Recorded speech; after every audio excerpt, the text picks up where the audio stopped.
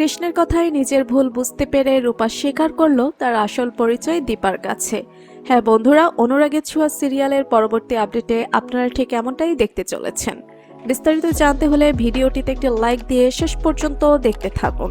হঠাৎ করে সেনগুপ্ত বাড়িতে লাবণ্য নামে ছোট্ট একটি মেয়ে এসে হাজির হয়। সূর্য বলে, তোমার মা বাবার নাম কি জানো? তখন মেয়েটি বলে, মা বাবার নাম বলতে বারণ করেছে।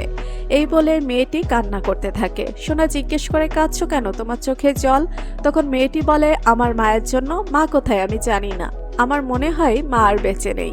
তারপর উর্মি বলে, তুমি কোথা থেকে এসেছো? মেয়েটি কিছুই বলে না। সোনা ভাবতে থাকে, সামনেই তো ফাংশন চলছে, হয়তো ওখান থেকে এসেছে। সোনা ভাবতে থাকে, ছোট্ট মেয়েটি কি করে আমার লাবণ্য দিদির মতো করে সেজে গুজে এসেছে? নিশ্চয়ই এর মধ্যে আমার দিদির কোনো প্রভাব রয়েছে। অপরদিকে দীপা যখন আশ্রমের মন্দিরে গিয়ে রূপার জন্য প্রার্থনা করে, তখন দীপার পেছনেই দাঁড়িয়ে থাকে রূপা।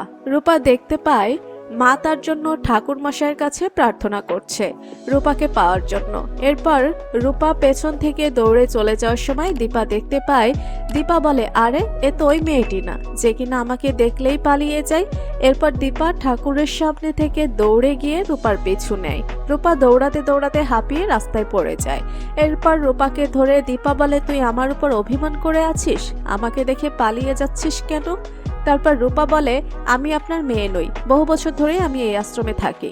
অপরদিকে কৃষ্ণ এসে রূপাকে বলে, আপনাকে খুঁজে বের করার জন্য উনি সব মন্দিরে গিয়ে পুজো দিয়েছেন এবং কি আপনার খোঁজ দেওয়ার জন্য আমাকে অনেক পয়সা দিয়েছেন। এরপর রূপা দীপাকে বলে, আপনি আবার কেউ নন, আপনি এখান থেকে চলে যান। তারপর দীপা রূপাকে ঠাস করে থাপ্পড় মারে আর বলে, আমি তোমার সামনে দাঁড়িয়ে আছি এখনো, তুমি আমার সাথে মিথ্যা বলছো কেন? তুমি চাও না সেনগুপ্ত বাড়িতে ফিরে যেতে?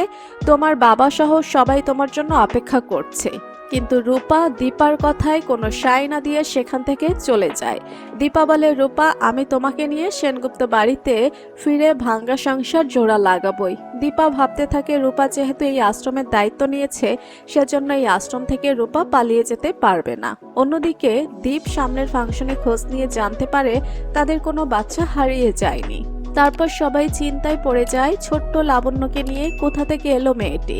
তবে ছোট্ট মেয়েটিকে লাবণ্য সেনগুপ্তর বেশ ধরে সেনগুপ্ত বাড়িতে আসায় সবাই ধরেই নিয়েছে সূর্যের মা লাবণ্য সেনগুপ্ত হয়তো বাড়িতে ফিরে আসবে।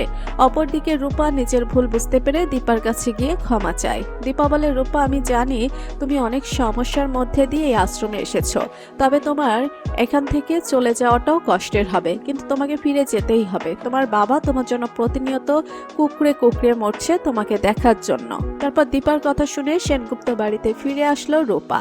তো বন্ধুরা, আপনারা কি চান দীপার কথায় সেনগুপ্ত বাড়িতে ফিরে আসুক রূপা? তাহলে অবশ্যই কমেন্ট করে জানাবেন এবং পরবর্তী আপডেট পেতে আমাদের চ্যানেলটি সাবস্ক্রাইব করে পাশে থাকবেন। ধন্যবাদ।